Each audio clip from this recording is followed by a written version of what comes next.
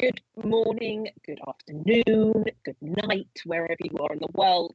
My name is Hannon, and it is my absolute privilege today to be a vector for the genius that is Rhiannon Adam for today's dive-in session, where we're diving in to what I think personally, which is quite indulgent of me, is one of the most cool stories, and I don't use cool lightly here, that I have read in a very long time. Rhiannon, thank you so much for joining us today. It's an absolute pleasure to see you again. You're in space already. I can see by your background that you've actually joined us live from space, which is incredible. Well, I wouldn't want to disappoint. Yeah. Yeah, look, I mean, today is all about getting to know you. Our audience are there. And I really encourage everyone who's watching this to listen to Rhiannon's story, but also think about what kind of questions you might have for her, because, I mean, this is a once-in-a-lifetime opportunity to meet an actual astronaut. Am I allowed to call you an astronaut, or is that not quite right? I don't know. You know what? We're still debating terminology on this. It's such new territory. No one quite knows what to call us at this point. Space artist. Space Voyager. Okay, I like that. Now we're talking. Explorer. We're going to sci-fi land. Yes, Celestial Explorer. Okay, we'll go with that then. Rhiannon, very good.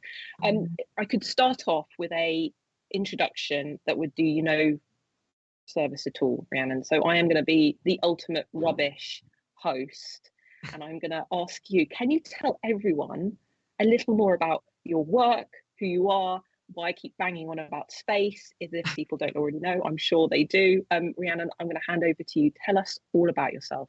Sure. I'm actually going to share a little bit of my work visually because, you know, being a visual artist, it's quite important to actually see something. So let me just share here.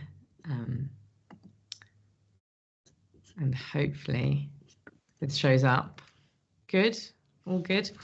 So as Ali has very kindly said, my name is Rhiannon Adam, and we are at Dive In, and I am about to dive in to a little bit of an overview of my work. So this is me, just so that we get, you know, the formalities out of the way. Photographer, adventurer, queer, Polaroid nerd, space cowboy, champion talker, and an expert hula hooper. I really dislike mansplainers rules, and I particularly at the moment am hating airport security. I'm spending most of my life on the road at the moment, and so it's a rare moment that I'm actually in London and in the same time zone. So just to give you like super brief rundown, which kind of like life has come a bit full circle for me. I grew up on a boat, this particular boat, between the ages of 7 and 15. And that's me in the middle of the deck. And these are literally the only two pictures that I have of us sailing, which is in some ways why I became a photographer, because it was just a lack of memories and imagery surrounding that. So I sort of use photography as a way of kind of recapturing this distant past. So I actually got into Polaroid largely because we didn't have much access to photography when we were sailing. And instead I would collect objects and things. So I'd collect, vials of sand or shells, or I would label, if there was a beer mat that someone who I liked who had taken a drink, I would steal the beer mat afterwards and write their name and the date on it. So I collected so much ephemera. And Polaroid was very similar to this because the Polaroid picture exists in the moment in which it was taken. And I did work experience when I was 16 and back in the UK at a TV company, and they used Polaroid all the time for continuity shots. So I got a hell of a lot of free film, and it led to a complete lifelong obsession. So these are some sort of, my earlier images, which kind of capture that very nostalgic vibe. You can't really tell at what time in history these were taken. And in some ways it was to kind of capture that sort of spirit of childhood. And then this all led to the sort of publication of my first book, which was Dreamlands, Wastelands. And then moving on from that, I started touting around lots of galleries and had various shows. But the one moan that everyone had was that my work wasn't big enough. Everyone wanted to make big work. And they said Polaroid is really difficult because it's such a tiny format. And I personally like the intimacy of it, but I sort of had this a bit of a rebellious streak, and I decided, right, okay, I'm going to use Polaroid to make bigger work. And so I started stringing together these sort of fantasy landscapes using this particular experimental Polaroid technique. And this went very well for me and took me all over the world, and each one of these strings together multiple locations into this kind of fantasy place. And I've just been presenting a whole load of these actually just in New York, which is where I've just come back from. So this was last couple of weeks. And then this was sort of picked up, I suppose, by Thames and Hudson, who are a very large arts publisher. And it led me to write this book called Polaroid, The Missing Manual, which kind of covers history of Polaroid photography and the kind of the cultural impacts of it through to all of the creative things you can do. And so it just really strung all of that together. So that really dominated my life for the next few years. And so it was first published in 2017 and then came out again in paperback last year. These are some of the spreads. So I am the official Polaroid nerd, but Polaroid film was discontinued, the film that I used, in 2009. And now they've kind of revamped it and it's a different format. But in 2009, I had this stark realization that the film format that I absolutely adored and loved more than anything was coming to an end. So I thought I better start diversifying. So I went in 2015 to Pitcairn Island, this slide is showing an exhibition that I made of the work afterwards in the photographer's gallery. But as you can see, there's lots of formats. So there's some stuff that I've shot on a Hasselblad camera, which incidentally was the camera they used in the Apollo landings. And that's kind of the camera that I use when I'm not shooting Polaroid. There's lots of ephemera, which touches on my complete, obsession with collecting. There are documents because I spent my university years studying English literature, and I spent a lot of time in libraries. So I have a real love of looking through bankers' boxes of miscellaneous material. And so this particular story, it came to me because when we were about to go sailing, my dad had a bit of a tall order in his hands trying to sell me this nomadic lifestyle because I just wanted to stay in Ireland with my friends. And so he dangled this idea of the South Seas via this book called The Mutiny on the Bounty, which I'm sure that some of you have heard of. And Pitcairn Island, which is incredibly tiny, it's 2 miles by 1 mile. It's in the middle of the South Pacific. And Pitcairn Island is the island where the bounty mutineers end up at the end of the story. And it's so small that they spent 6 months looking for it. It was marked in the wrong place on a map. It's this place that's just beyond the mind's eye. It's this kind of idea of utopia, which Hollywood really went in for. So this was one of the first films that was talking about this island. And, there was a film with Errol Flynn, one with Marlon Brando, Clark Gable, Mel Gibson. Hollywood really grasped this story. And rather upsettingly, the island became embroiled in a very high-profile child sexual abuse trial in 2004. And so I was the first person to go there after that period who was kind of not reporting on it, but making work, kind of reflecting on the history and how this had happened and touching on themes of colonialism and British responsibility and the kind of collective culpability that we all have when we overly romanticize places. And so these are a few of the images from this project. So it mixes archive images, mixes Polaroid, mixes, there's only 2 digital pictures in the whole thing, which are these two. These two, on the right and the left are Polaroids, and then there's found photographs. So it really strings together all of these different formats to create this very kind of eclectic and sort of claustrophobic picture of this island and how it came to pass that it was both utopia and dystopia all rolled into one. And then this came out as a book last year on the anniversary of the Bounty Mutiny, and the project's called Big Fence. And I do a lot of photographic experimentation in general. So this was another project where we were trying to create like the idea of a picture of health. And so this is actually urine on actually 120 film, medium format film. So it shows how destroyed the film material can be. And so we took blood samples, stool samples, saliva, urine over a long period with different people with different diets and combined them with the film. So this is a whole family. So this is, one dad, there are 2 mums, and these are 3 kids who are vegan. And these are the most clear images of the whole lot. So it's sort of demonstrated in some ways that a vegan diet is probably very good for your insides. Versus these ones, for instance, or this, which is after a kid's birthday party and a lot of numbers. So it just shows you. So we kind of made all of these experiments and then showed them on these medical light boxes alongside the samples. I spent also 6 months living in a protest camp about fracking. So these are some of the characters that I met, but I used fracking fluid runoff from the first fracking site in the UK to combine with the film to destroy it, to show what a risk to clean water would look like. And so here, you can see on the left, that's a perfectly processed picture. And then I had a secondary camera where I shot the same picture virtually again and combined it with the fracking fluid. So you could actually see straight from the runoff site what all the protesters were there doing.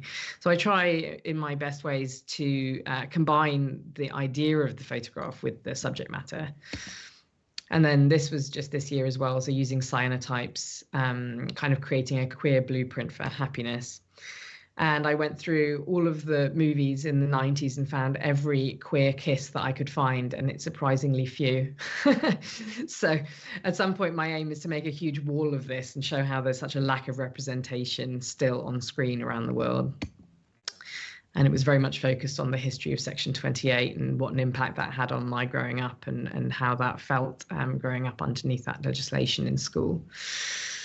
And then there was, I made some film pieces and also used thermochromic dye, which is heat sensitive, to reveal images. So this was about the AIDS crisis and how there was such a lack of touch and how you had to physically touch the surface of this picture to be able to see what was underneath. This is like a living wall of people that donated images that have been of people that have been lost to the AIDS crisis. And so all of this very varied work has led me to the moon, which is kind of where we began.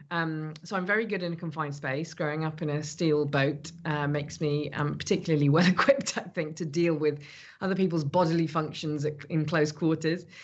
And so we are going on SpaceX's Starship Super Heavy, which is the world's first reusable rocket, as part of the Dear Moon crew. And so it's a crew of creatives. There's basically 8 people plus the guy in the center who's funding it. The people on the left and right, they're backup crew, and this is all of us. So you can kind of see what we do.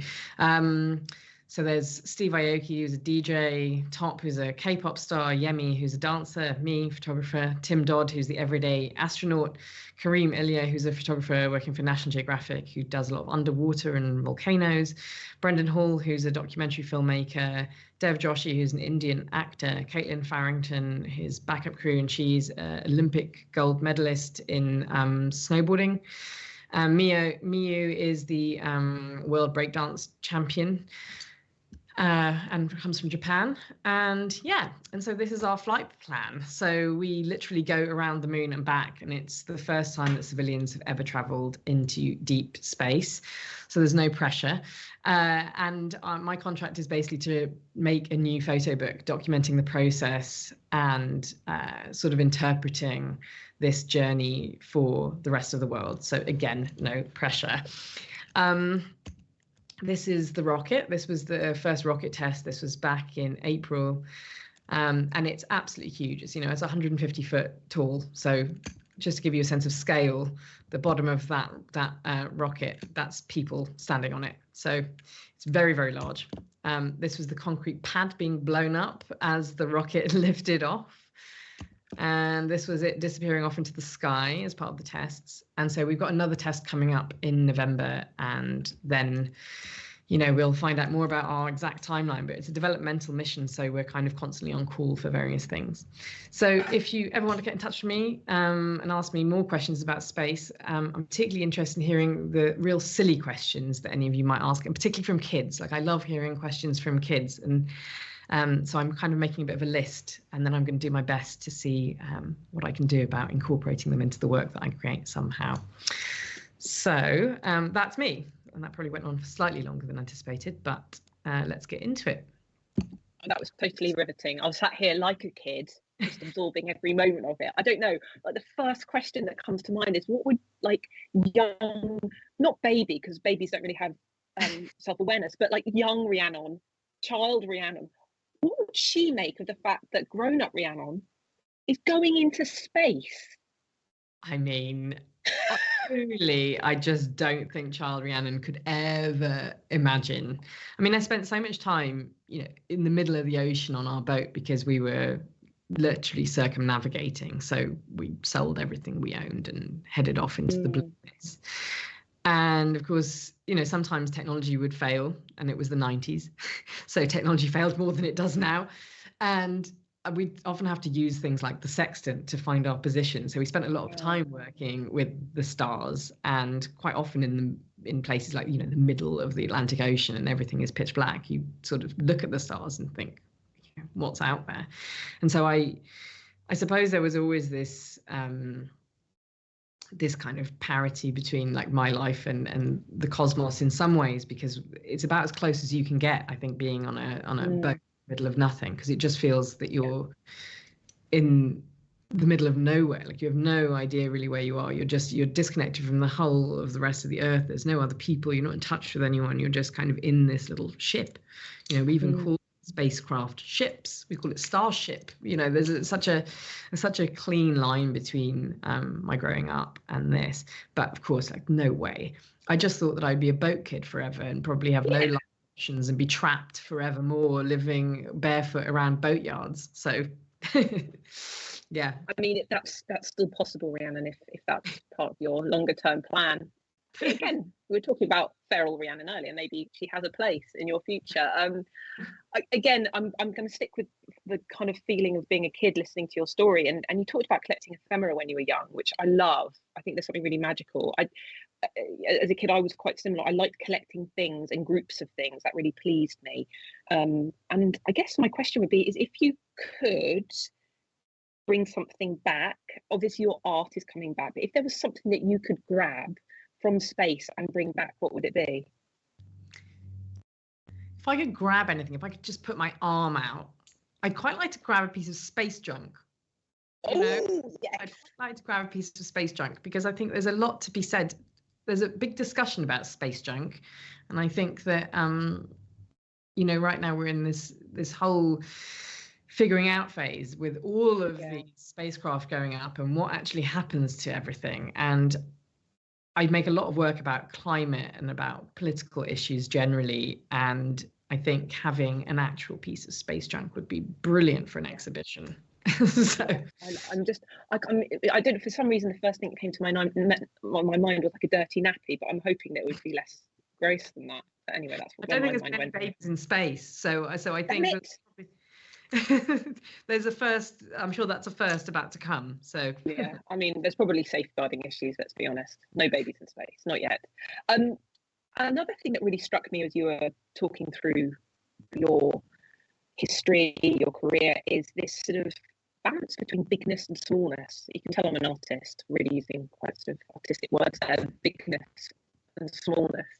The bigness of the ocean, the smallness of you as a child, the bigness of space and the proximity you're going to be, the bigness of your landscape to the smallness of Polaroid.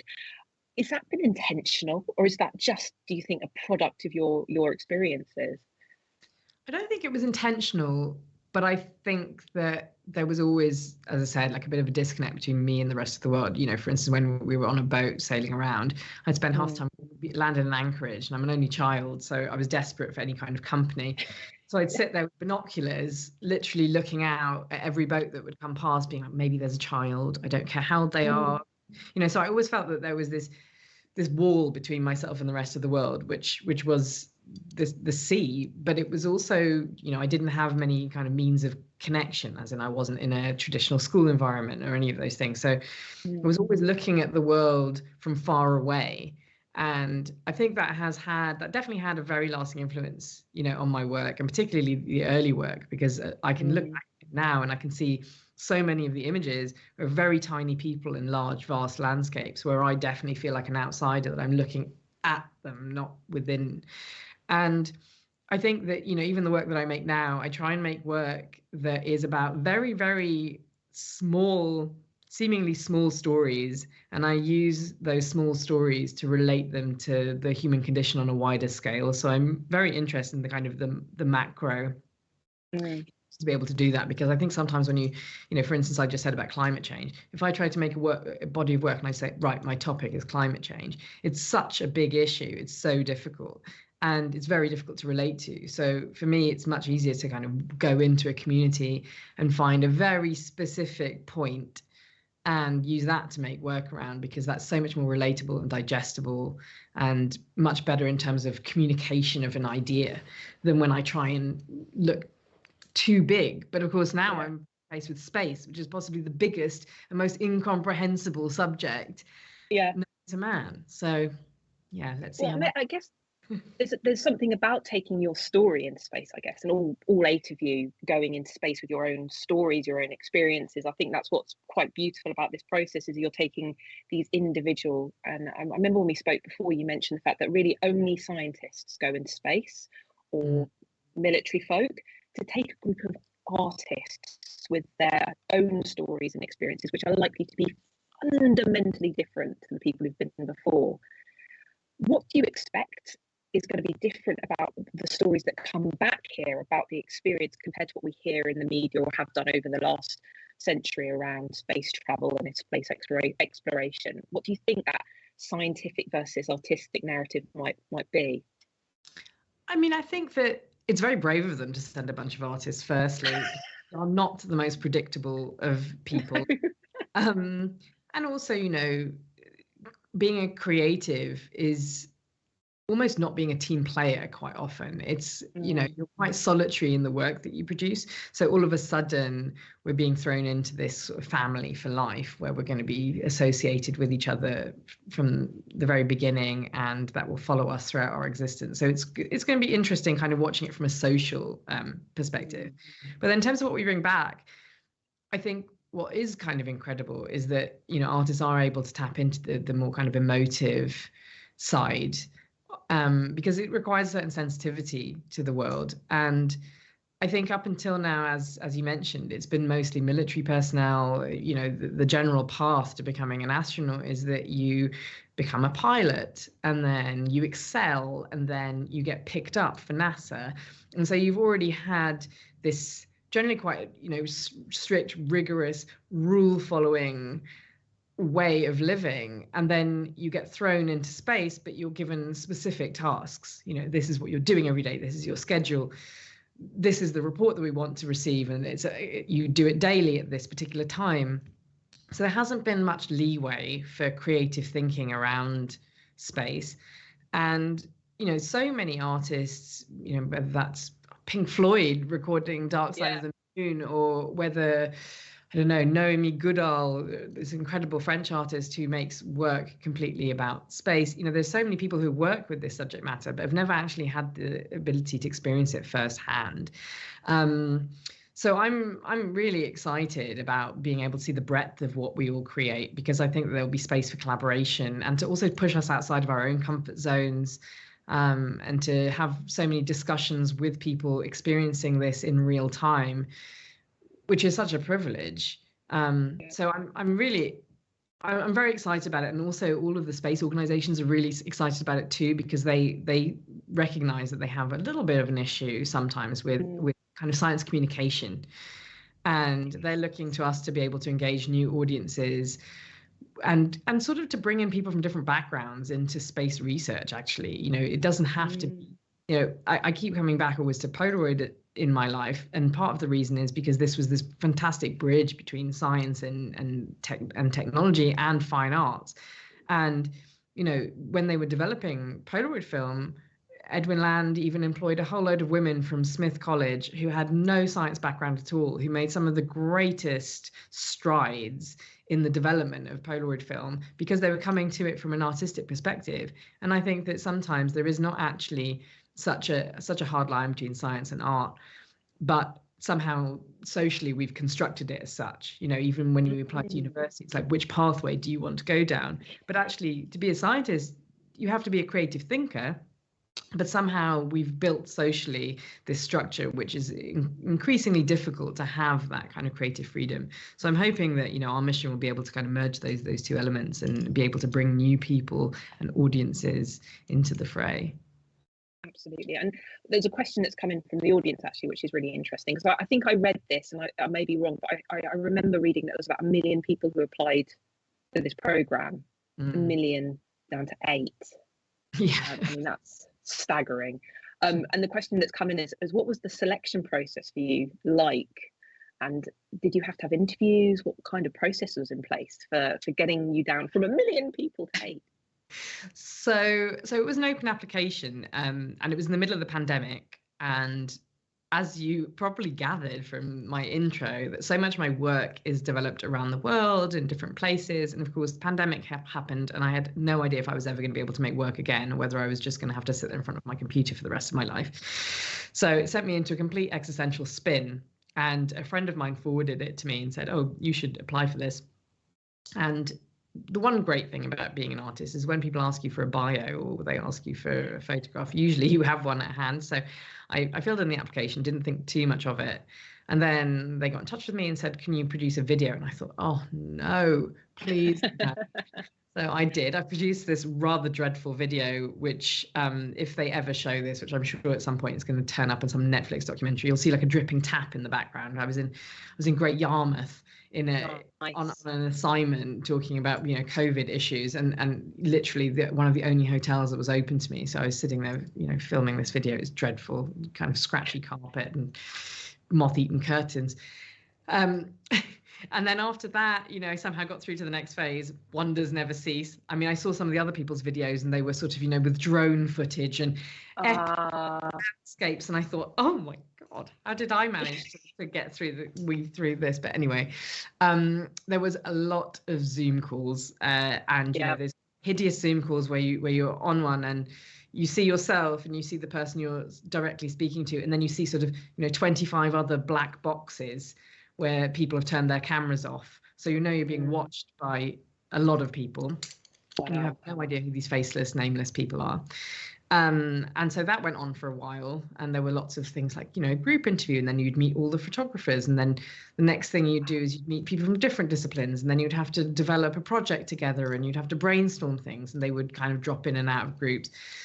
And so there was a lot of kind of workshopping. And then eventually we got asked to have a medical. And this was the most hilarious part of it for me, because, I mean, being a Brit, one of the things is we're not great at preventative healthcare.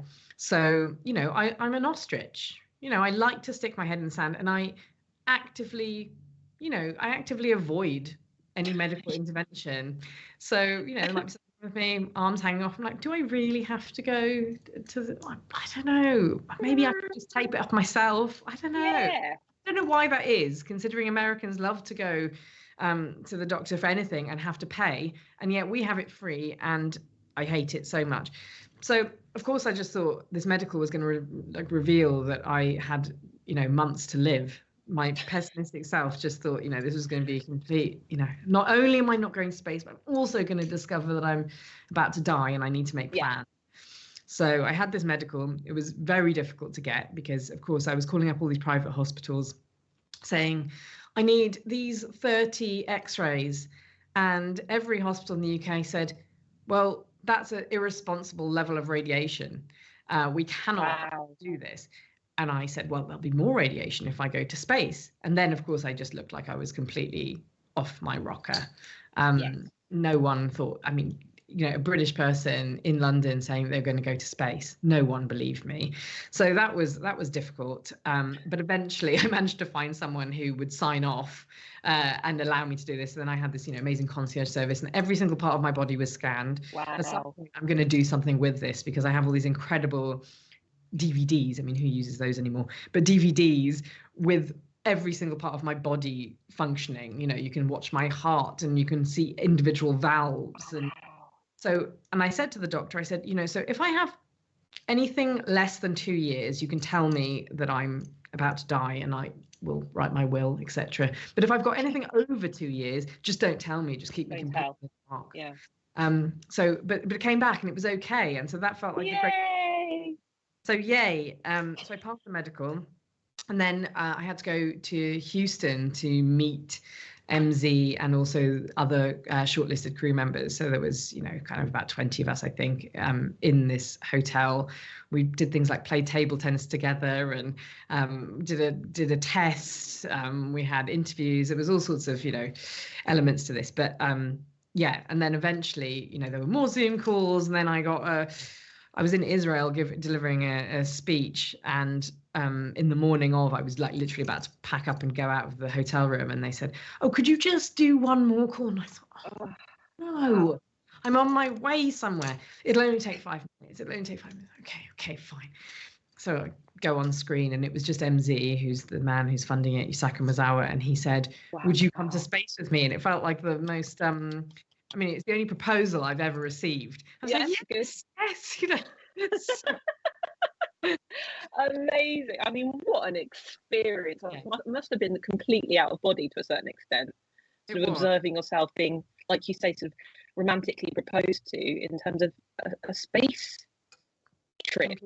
You can't even call it a trip. That's undermining it significantly. Amazing story. Amazing story.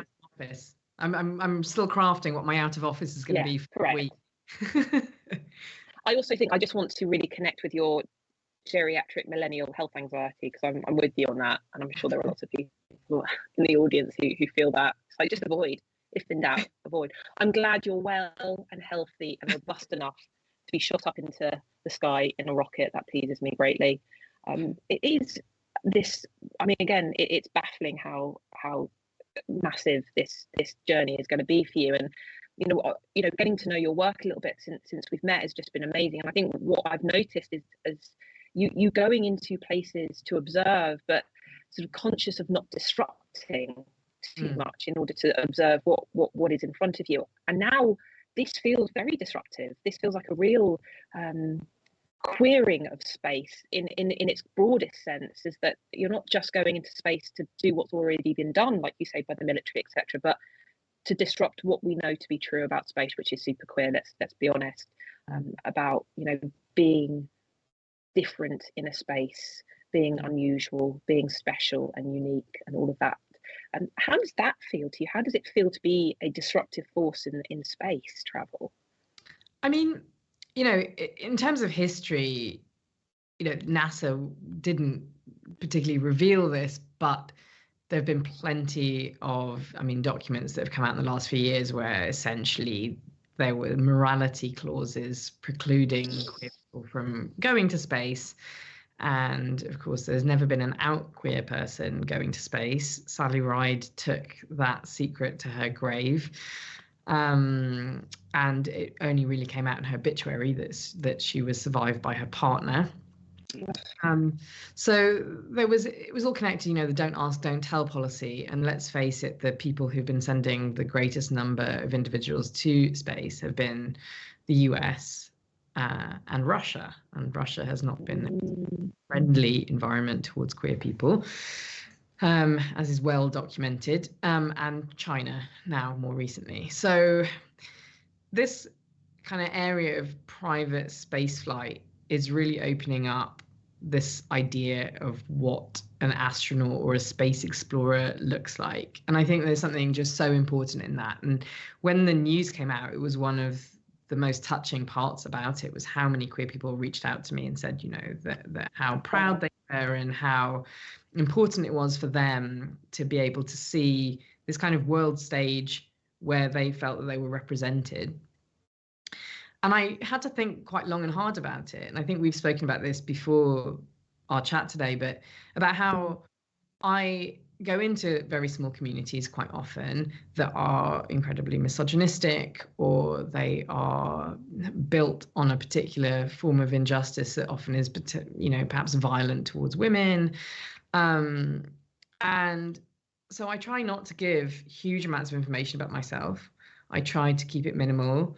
I'll answer a question if someone asks me directly. I'll never lie about it, but I just won't volunteer information that, I won't say very much about my private life.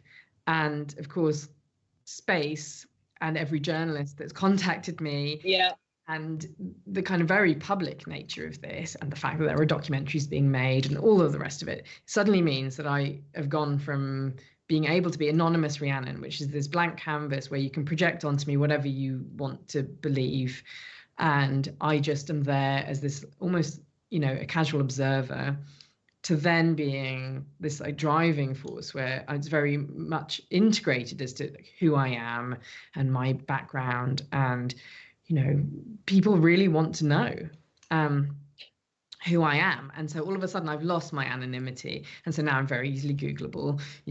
I turn up in a community and I say, hey, I'd love to photograph you at some point, and I give my card and it's got my name on it. Now they can quickly Google me, and instead of just my work showing up and my previous projects, now all of a sudden it's pictures of me, it's commentary about my private life, it's subreddits talking about me, people that have done deep snooping. I mean, it's all there now.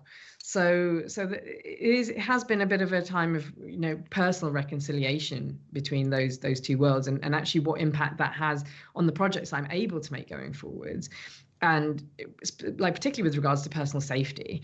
And I think that in coming to terms with all of that, it's forced me to reckon with my own identity in a more global scale, because I've lost my power of anonymity, and it's kind of allowed me to gain renewed empathy, I think, for people who are persecuted, who live within communities where they do not experience the same freedom that I have.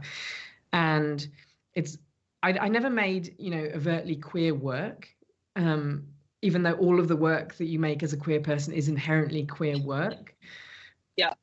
And so I never felt the need, because I was making work from a queer perspective, but now all of a sudden that has been forefronted.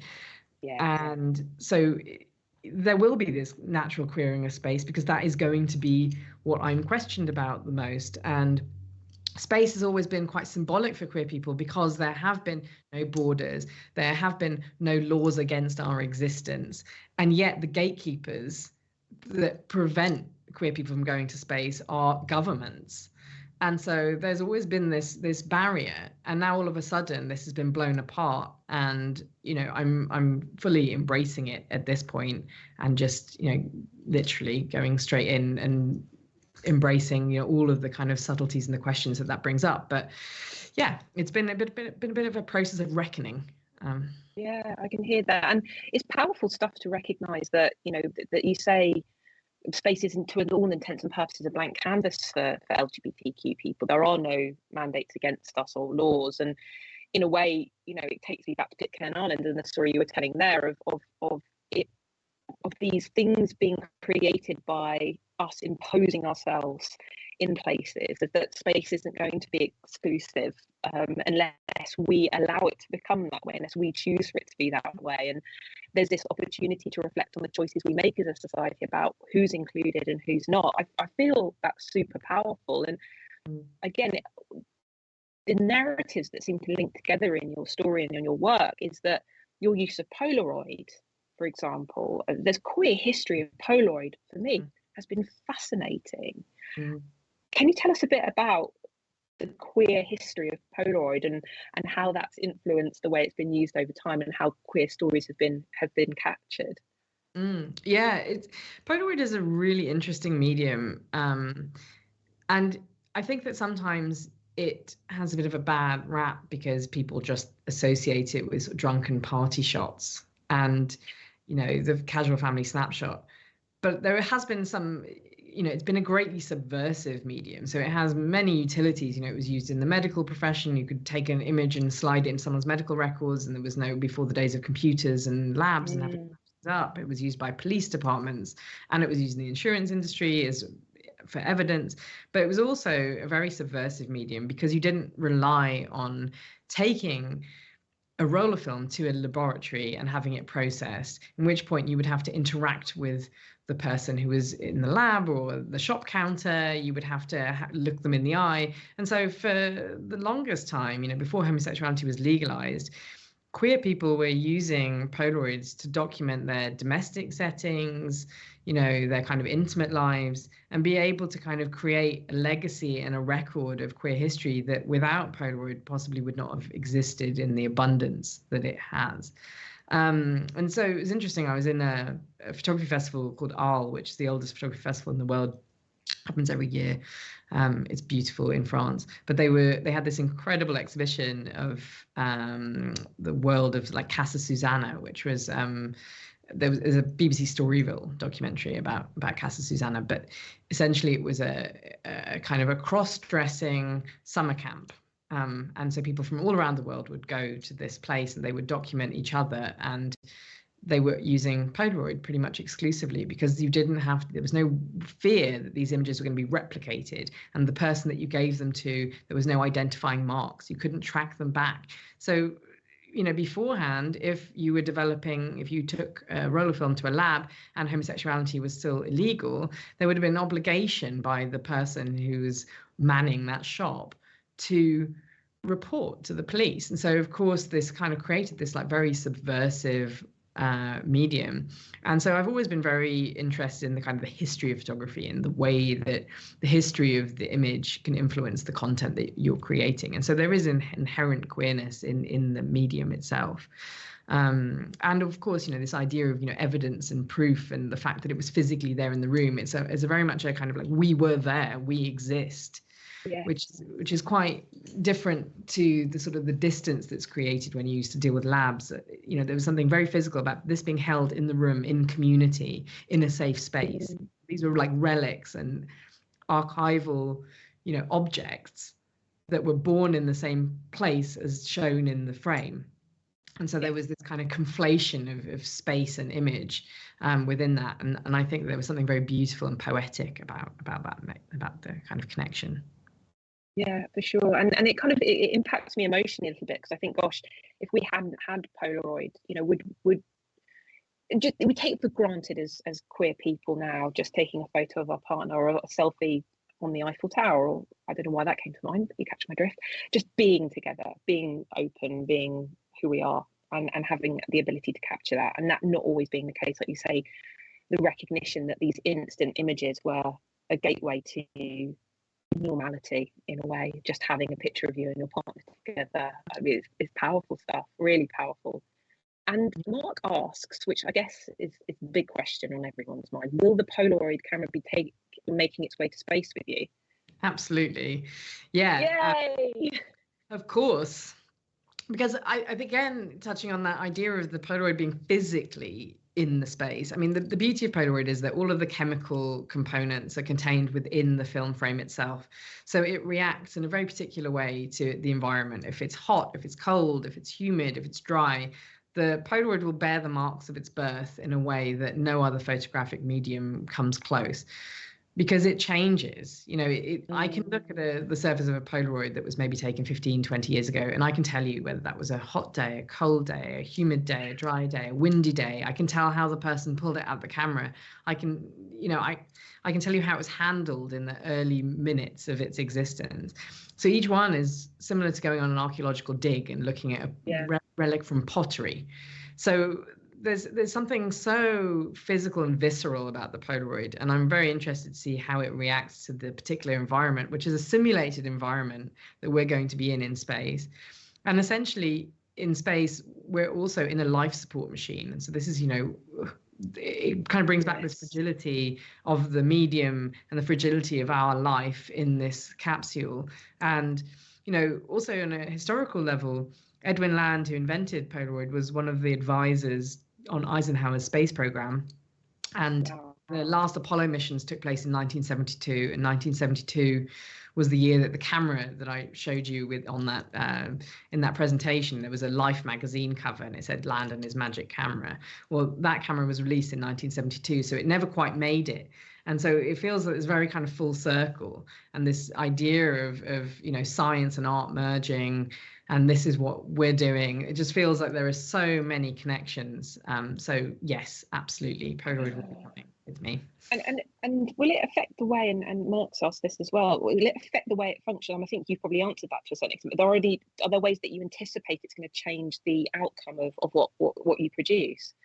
Yeah, I mean, of course, we're working in zero gravity, and zero gravity doesn't work terribly well with mechanical objects always. So, you know, resistance is different. All of the kind of the spring mechanisms and the way that something ejects, the way that it behaves when it comes out of the camera, all of that changes. So, you know, at the moment we're kind of working on developing something to normalize those processes in zero gravity, but also a version which is just as it is, so that you can have these kind of two versions and be able to see the differences between those two things. Because I'm very interested in being able to like translate the experience of weightlessness and what that actually feels like and how that impacts very everyday objects. You know, for instance, you know, how we can't, there's still the problem of that NASA can't make a ballpoint pen that works. You know, you still, everyone in space is still using, you know, pencils or a marker pen. Because you know, gravity just affects the way that the ink travels. So there are all these kind of, you know, very simple things that we have to completely reconsider. And I'm sort of excited about leaning into that and embracing the kind of the flaw in the process, because I think that will help in some ways to explain and extrapolate from, you know, what we're actually experiencing. Incredible. Yeah, absolutely. I mean, I'm intrigued. I'm intrigued to see what comes out. I really am. I can't wait. And I think this is the thing. It's about having stories that we can live vicariously through you. I will now live vicariously through you, Rhiannon, as you go through space. I'll wave. And it's, yeah, please do. I'll look out my window. And perhaps you're taking lots of us queer folk with you, which feels quite comforting. So there is an aloneness. There's you and 8 people, but then there's gazillions. I think that's a real number of us queer folk who are coming with you on this journey. And you say people have reached out to you. How has that impacted you? How do you feel about so many people reaching out and saying thank you, or this is me living through you? I mean, it's incredible. You know, it's such a responsibility and not one that I'm taking lightly. I think the beauty in it is that it just shows you that you can actually do anything, and that, you know, there aren't the limits. And I think that, you know, it's a great example internationally of this very mixed crew that are all going to go up there and get on, and we might have different views or different backgrounds, but we're all going to get along just fine. And it just kind of humanizes queer people, because the nature of us going to space is that, you know, the space capsule itself is, for instance, like rigged up with thousands of cameras behind every surface. It's like a brother house.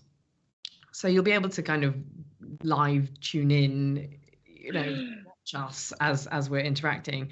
And I think that, you know, this kind of othering of queer people is so ubiquitous. You know, I often spend my time in remote places, you know, even in like the US, where I'm living in a small community, I don't know, 200 people, and most of them have never met a queer person. So it's very easy to be suspicious or mistrust those that you don't know. And part of my drive has always been that when I am in those communities and I am this blank canvas, because I don't volunteer the information straight up, I allow people to get to know me. We have these conversations, they get to like me. Then maybe I leave and they do a quick Google, and then they realize that I'm this person, and I feel like I've been a Trojan horse, because suddenly they've met someone on a level, and it hasn't been that my queerness is the first thing that they know about me. They know me as me first, and then that comes later. And I think that that has really helped to sort of open up the whole like discourse for so many people that I've ended up encountering in these small communities. And I think that, you know, now we're just doing this on a much larger scale, where we're going to be in view of the whole world. And, you know, even in the process of this, one of the things that we did is we all went to Russia to watch MZ take off to the International Space Station, and it was just before the war broke out. We went to Russia and then Kazakhstan, and Kazakhstan's a closed military city that you can only go to with permission. And so we all were part of his friends and family group watching him leave. And the whole time that I was there, I was thinking, you know, how I was basically illegal, like my existence, my presence was subversive, and yet I was being treated well. Everyone couldn't do more for me. And I thought, you know, this is sort of the power, is that I have this ability now to have a platform where I am involved. I'm kind of in the room and at the table, which is incredible. I found myself in NASA HQ being the head of a table surrounded by all of these people saying, you know, how can we help? How can we help facilitate? And I thought, you know, I was teaching at ICP, the International Center of Photography in New York last year, and one of the students is making a project called the Gay Space Agency, which is this incredible project. And the project was talking about the historical lack of representation in this space that is inherently queer.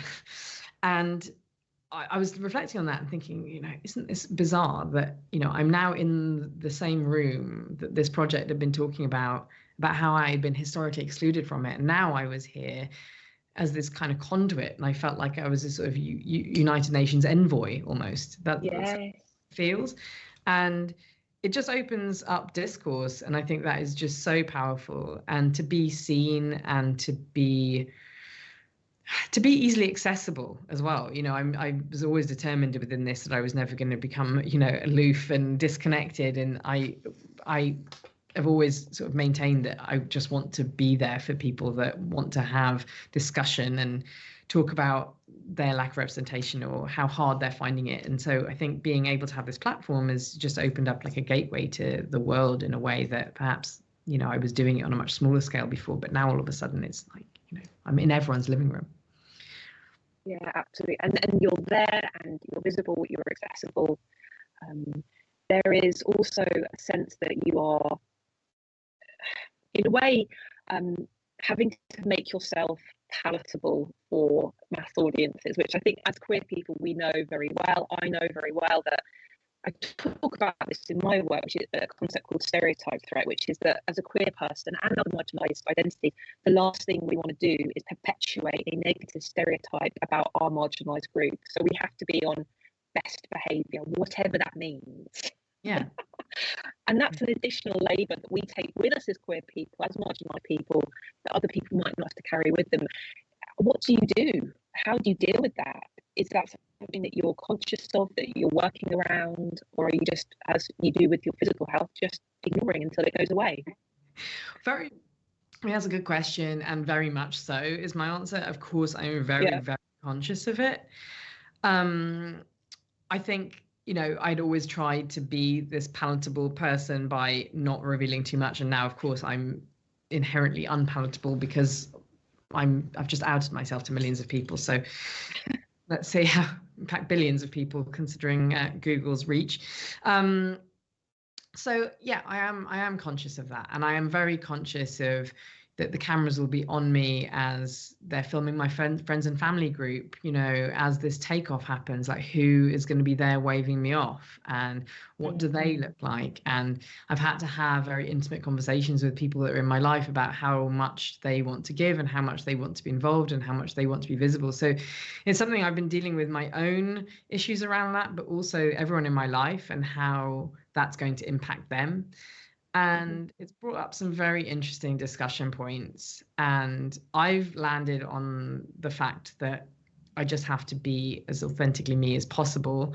Yes. But at the same time, I have to just be very, very mindful of other people and their own boundaries.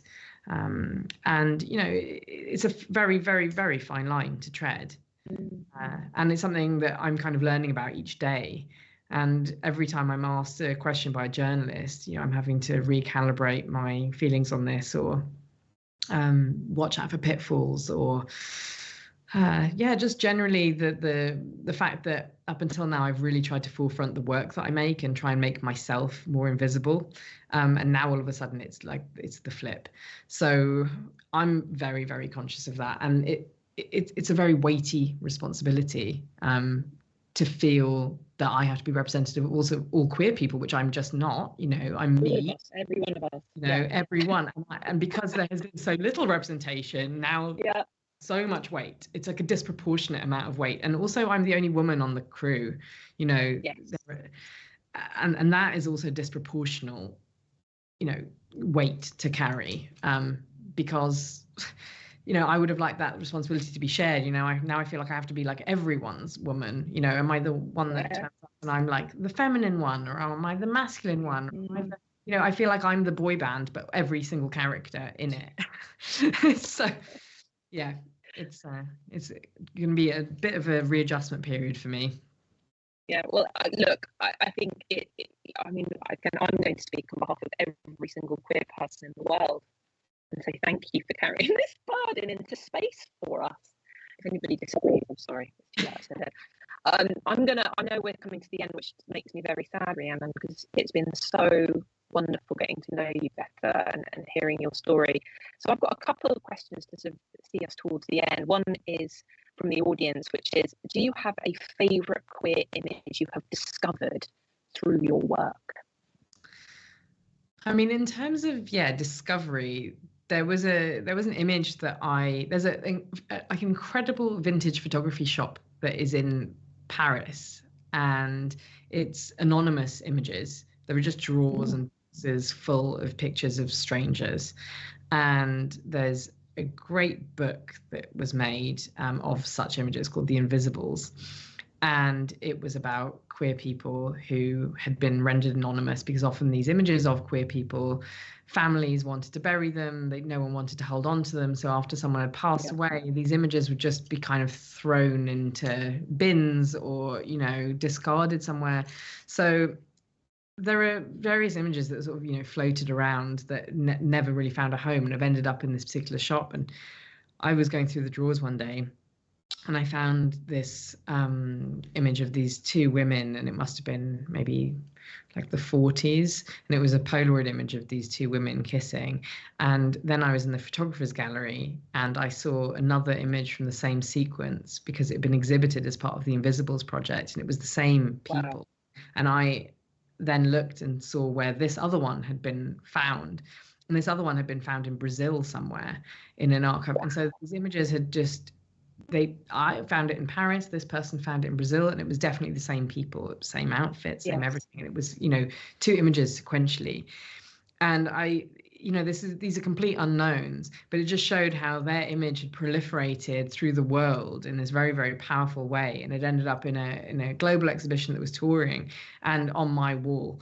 And there was something so nice about feeling like connected to the sense of, like, you know, broader geography of queer people and the kind of tendrils and the ripple effect. And this very sort of, you know, homely domestic setting which mine lived in, and it just made me feel connected to history and know that there was like a long legacy of people like me and the medium. And so I could give you whole lists of, you know, incredible famous queer photography, or like Kathy Opie or Peter Hujar, or there's so many photographers I could name, but actually it was this very small intimate moment, amazing film that I found in Paris. Beautiful. I mean, the fact that these photos have travelled the world, again, the stories that you could concoct around how they made it to Brazil and Paris, it's staggering. So my last question, Rhiannon, and I just want to thank you from the bottom of my heart for today. It's just been so extraordinary. You spoke earlier when you were introducing yourself about a blueprint for queer happiness. Did I capture that right? Yeah. Can you share maybe a few reflections on what you learned about queer happiness that you think that maybe our audience could take with them today as a ephemeral trinket that they can grab from the space around us and take with them on their journey as they continue their day? I think what I learned about creating that project was just the true power of community and the importance of documenting legacy for future generations. I think that, you know, in my own history, I think what I was really I was searching so desperately to find people that looked like me and sounded like me, and I was connected. I really kind of quested after Boy George, for instance, because it was like representation, and, you know, I grew up in school time, yeah, as I mentioned, under Section 28, where, you know, my own existence was sort of policed and buried. And so going through all of these archives and going to places like the Bishopsgate Institute and going through their archive material, it sort of, you know, the power of community and the power of documentation for future generations. I just can't underestimate, you know, the power that and I can't understate the power that that's had in creating a sense that, like, it's okay to be who we are. And I think that, you know, people's coming out stories are all various and different, and whether you're out or not, you know, we all have something to contribute into this legacy of queer history, and sometimes we might be living a very secretive life, but that doesn't mean that we're not contributing. And I think that that was also sort of touching. And when I was making that work and I was going through this idea of, you know, really capturing these stories in the present day, there was a sort of poetry in trying to create in the present those stories that had been long lost. And I think it's just important to never forget and to kind of keep those alive around us by documenting them and caring for those memories and honouring them, part of a wider narrative about queer history. Fantastic. Community, our history, community and connection, all excellent things to take away with us, Rhiannon. Thank you so much. Thank you to our audience as well, some fantastic questions. I've been Ali, this has been Rhiannon Adam, who you'll see next in one of those big spacesuits flying to the outer reaches of the universe as we know it. Best of luck with your journey, Rhiannon. Thank you for your time. Thank you, audience. Have a wonderful rest of your day. Thank you so much.